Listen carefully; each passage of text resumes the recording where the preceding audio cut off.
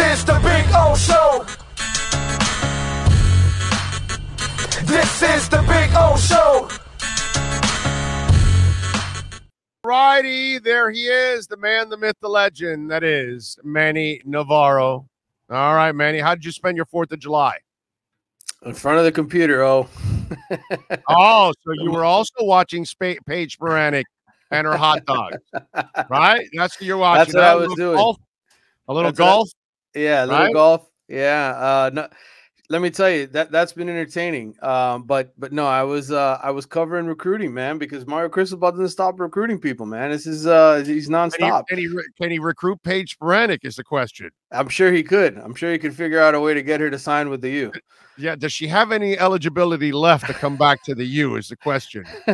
Just look at that. The woman's done. She looks like she does. Yeah, I mean, you gotta, yeah, you know, that's an all-American video right there if I've ever seen one. That is pure talent right there from Paige Sporanic. I mean, really, if that doesn't inspire you to watch women's golf, nothing will. Nothing will get you out there. Yep. No, yeah, definitely. You just want to. I wonder how the gallery is following Paige around. Is it just dudes like dropping phones from like all over the place or something? What is going on in a Paige Sporanic type of galley? You know what I'm saying? That's got to be very interesting. Like a ton of horny dudes are just walking all over. Like there's like one woman and like 4,000 guys probably following Paige around. That's amazing. All right. So we got Francis Maugoa out of Bradenton, IMG, out of Hawaii, by the way, of course. Mm-hmm. And they just got the Riley Williams kid, who they beat out Alabama and Ohio. And we talked about Jaden Rashada, Nathaniel Joseph, Robert Stafford. I mean, the list continues now, dude. And now it's 4- and 5-star guys are constantly committing now to the University of Miami.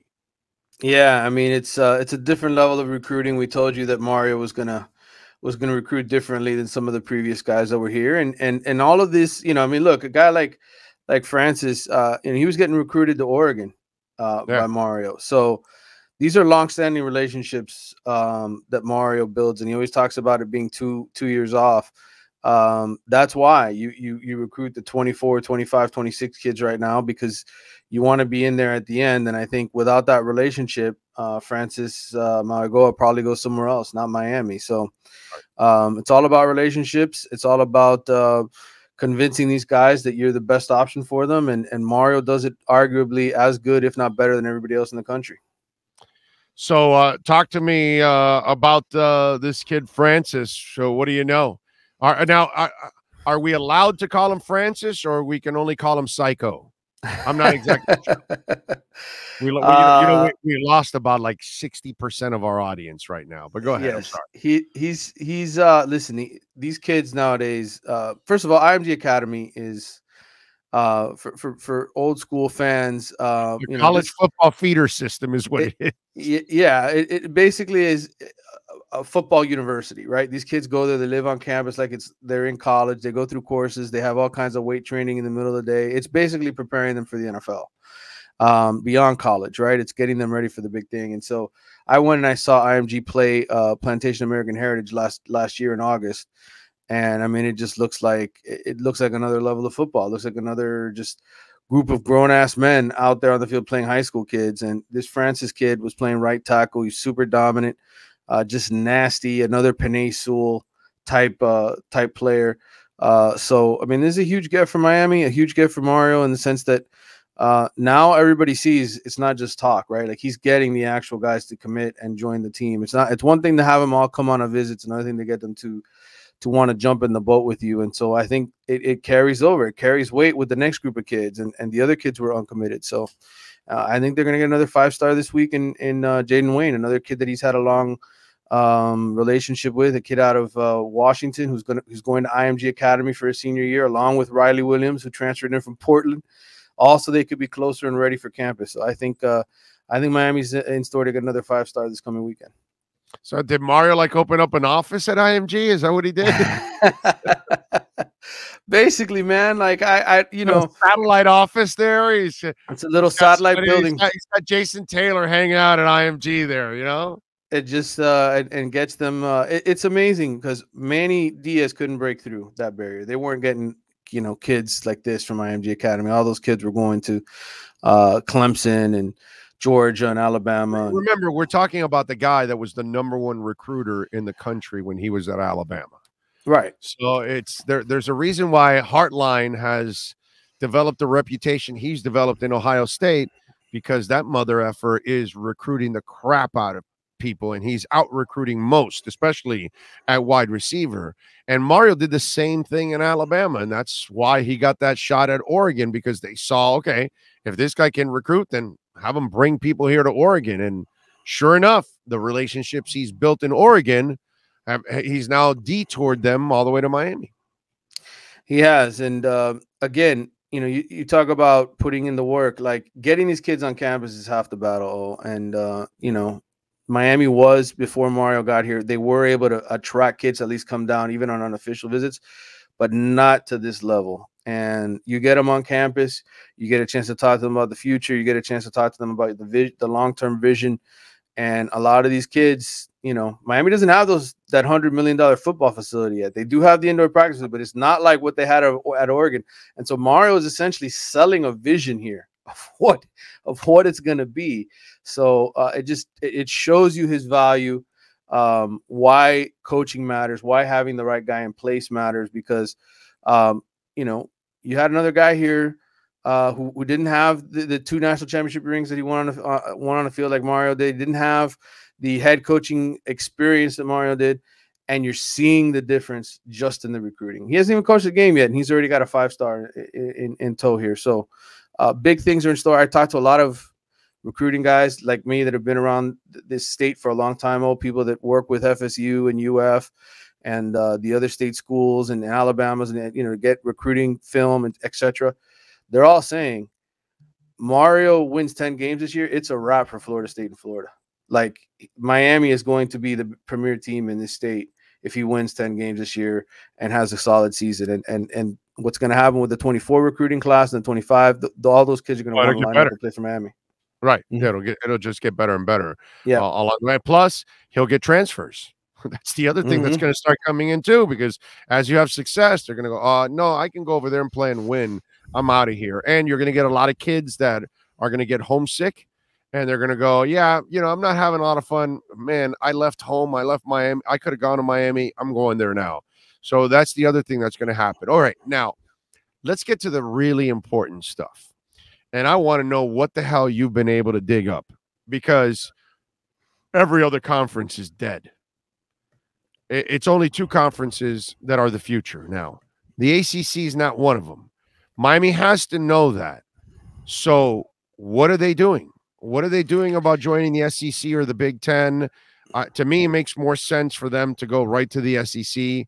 Them and Clemson look perfect. I almost feel like Florida State's going to end up in the Big Ten, actually. I don't know why. I just have that feeling. But anyway, talk to me about what the hell is going on, because I know you had to have asked people in Coral Gables, and they have to be making already plans for an exit strategy. They're a private school. More than anything else, they need that $100 million a year overall. So talk to me. What have you been able to unearth about Miami moving? Because they're going to have to call the moving truck soon. They're going to have to call my boys at Essential Moving Services quickly. So let's go. Well, the initial word that I got last week coming out of Coral Gables was that there had been no discussions about leaving the ACC. And part of that was the grant of rights, okay? Because the grant of rights, every school in the ACC essentially signed over their media rights through 2036 to the conference. So if there's going to be people attempting to leave, like Miami, okay, and say the SEC comes to them with this offer, or even the Big Ten comes to them and says, hey, we want you to come be part of the 4 new teams that we're going to add here so that we can get to 20. There's going to be a heavy price to pay, because there's going to be hundreds of millions of dollars in media rights that Miami's going to have to forfeit and then try to make up for in whatever they get payout wise from the Big Ten or the SEC. So financially, right now, it seems like a long shot that anything is going to happen immediately, especially, 2036, the contract running that long. It's just a long ways away. So the first thing that's got to happen, if Miami's going to leave the ACC, is that the ACC itself, the founding members, the people involved in this whole thing that reach this agreement with the grant of rights, they have to agree that, hey, we're gonna toss this agreement to the side here and renegotiate. So, to me, when I look at this situation and from talking to people in Coral Gables, there's nobody panicking right now because they feel like, okay, our situation in the ACC, we're fine for the next couple of years. It's what happens 10 years from now, 7 years from now. Well, that's what you plan for. Yeah. So there's going to be obvious litigation. There's going to be people in Miami that, lawyers, they're going to be looking at this agreement, this grant of rights agreement, to see if there's ways that you can develop a case to get out of it. So that so what you're saying is Ruiz is already looking into it. I got you. What I'm saying is that right now, anybody expecting Miami to get out of the ACC next year and be in the Big 12 or no, it's not next year, but it's not. This is years away from happening. And basically the feedback I got from people in charge at Miami, people who know what they're doing, is that, look, it took a full year for the Big Ten to sort of get USC and UCLA to jump on board after Oklahoma and Texas. It's going to be at least another year before we see some havoc. And what we're going to see first is the Pac-12 schools, because their TV contract runs out in 2024. It's much more feasible for those schools to make a move, sacrificing money. For Miami, for Clemson, for Florida State, and all the ACC schools that may be attractive, that grant of rights agreement is a bear. And until they can figure out a way around it, nobody's going anywhere. Okay. All right. But they got to know that they can't get left out, right? I mean, they have. I think there's certainly a sense of responsibility that they paid Mario Cristobal a lot of money. They've invested a lot of money into football. Nobody at Miami is saying we're going to get left behind. I think what they're saying is it's very early in the ball game right now to say what's going to happen, especially with that grant of rights agreement. If that grant of rights agreement wasn't in place, you'd probably see a lot more action. You'd hear a lot more rumors. If Miami's TV contract was up in 2025 and not 2036, yes, it would be a much bigger deal. But I think we're a couple years away from really from having anybody at Miami figure this thing out. And until we start to see some other ACC schools push towards dumping this grant of rights agreement, I just think we're kind of spinning wheels here in the early going. Okay, so final question. For Miami, the hiring of Mario Cristobal becomes more important than ever, and I'll explain why. If you kept down the path that you were with Randy, with Golden, with Diaz, and you kept that going for the next few years, you would not be attractive to those major conferences, and they would say, yeah, they don't spend money, they are passe, they didn't change with the times, we don't need them. They still have some buzz, but it's more about watching them lose than anything else. The success that Mario needs to have over the next couple of years is actually very important to the future of the program, because if you kept down the shitty path, you might not be chosen as one of those teams.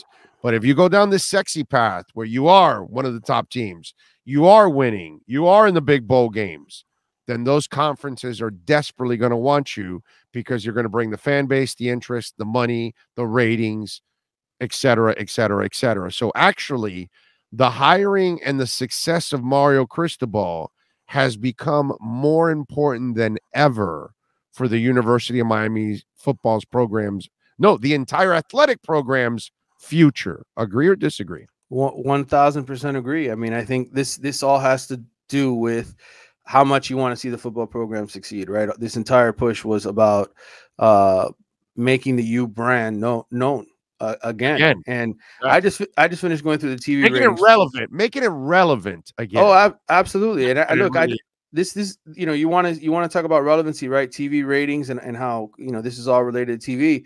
I just went through and did a whole chart of all the ACC games, right, for last year that drew over 1 million viewers.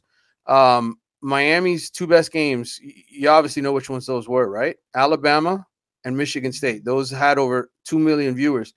The next Miami game on the list is Miami, Virginia. Not even Miami FSU, Miami, Virginia. Okay. Well, because Miami FSU, they're both mediocre. So yeah, it's sexy.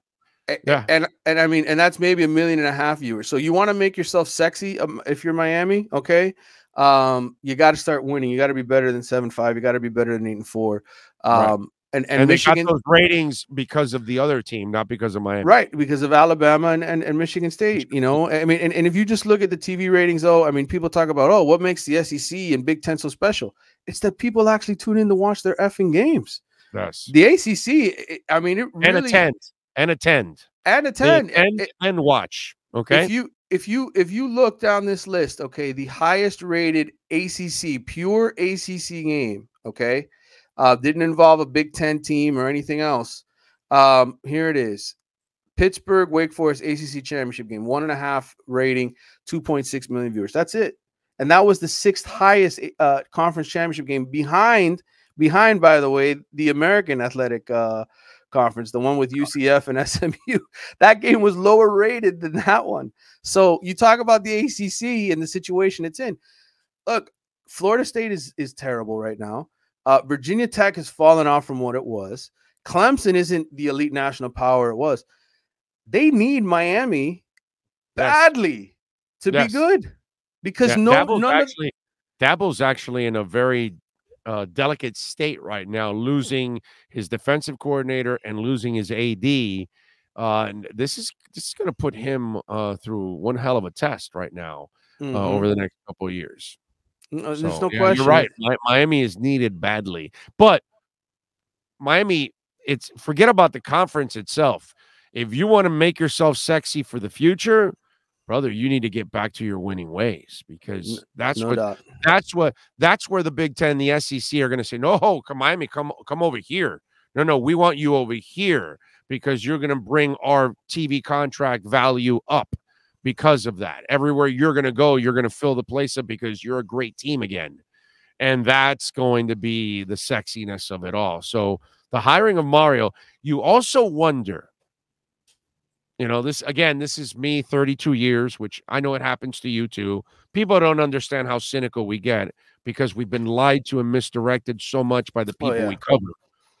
You wonder if also the administration for the University of Miami already knew about this kind of stuff coming up and said, we better do something about our football program, because we are going to become completely irrelevant if these superpower conferences are coming. So who knows? Maybe Frank and them, they already had a whiff of what was coming, and they knew that they had to make this investment or get tossed to the, by the wayside. So who knows? There's a part of me that says, I wonder if they knew, because man, the 180 turnaround of hiring Mario and spending, my brother, that's like you meet a guy that's like meeting a guy that's a drug addict one day, and then the next day he's clean and straight and he's running a Wall Street investment firm or something, and it's $1 billion company. You're like, yo, dude, weren't you in an alley with a crack pipe yesterday? What's going on? You know what I'm saying? So the change was drastic for the University of Miami. I wonder if they had any inkling.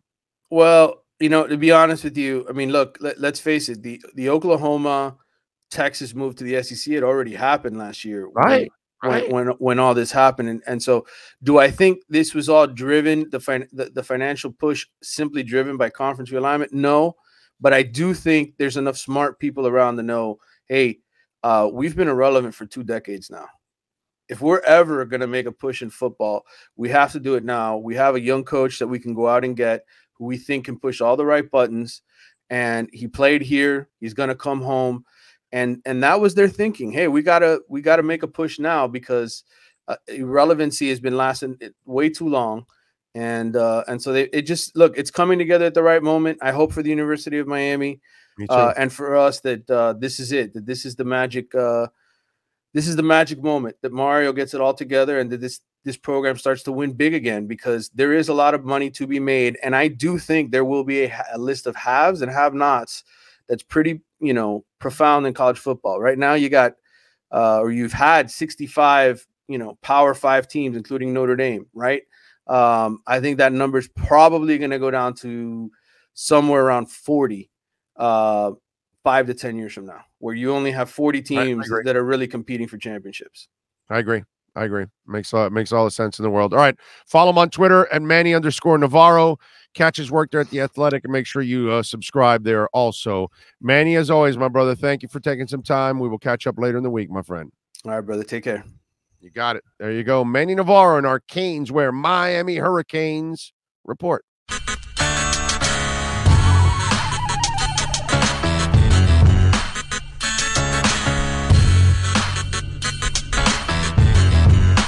This is the Big O Show. This is the Big O Show.